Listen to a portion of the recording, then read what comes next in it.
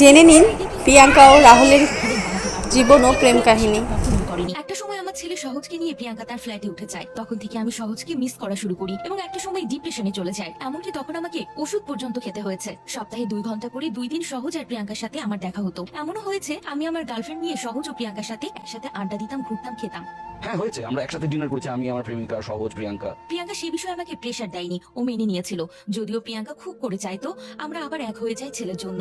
সব বিবেচনা করে ছেলের জন্য আবার এক হয়েছি আমরা। রাহুলের প্রতি প্রিয়াঙ্কার সম্মান, ভালোবাসা, শ্রদ্ধা সবসময় ছিল। কিন্তু ভাগ্যের কি নির্মম পরিহাস, সেই প্রিয়াঙ্কায় রাহুলকে চিরতরে আবারও হারিয়ে ফেললো, আর কোনোদিনই ফেরাতে পারবে না। তাদের দূরত্ব বেড়েছিল বাচ্চা হবার কয়েক বছর পরে, মূলত সিরিয়াল করতে গিয়ে। প্রথম সন্দীপ্তার সাথে গুঞ্জন ওঠে এবং রাহুলকে সরাসরি জিজ্ঞাসা করলেও তিনি অস্বীকার করতে পারতেন না। প্রিয়াঙ্কার পরিবার রাহুলকে মেনে নেয়নি বলেই পালিয়ে বিয়ে করেছিলেন রাহুলকে। এরপর সন্তান সহজ এলো। প্রিয়াঙ্কাও গ্ল্যামার ছেড়ে ঘর সন্তান সামলাচ্ছিলেন। তখন রাহুল জড়িয়ে পড়লেন পরকীয়ায়। যে স্ত্রী ভালোবেসে সবার বিরুদ্ধে গিয়ে বিয়ে করলেন, মাতৃত্বের জন্য নিজের কেরিয়ার বিসর্জন দিলেন, শেষমেশ তাকেই ঠকানো হলো।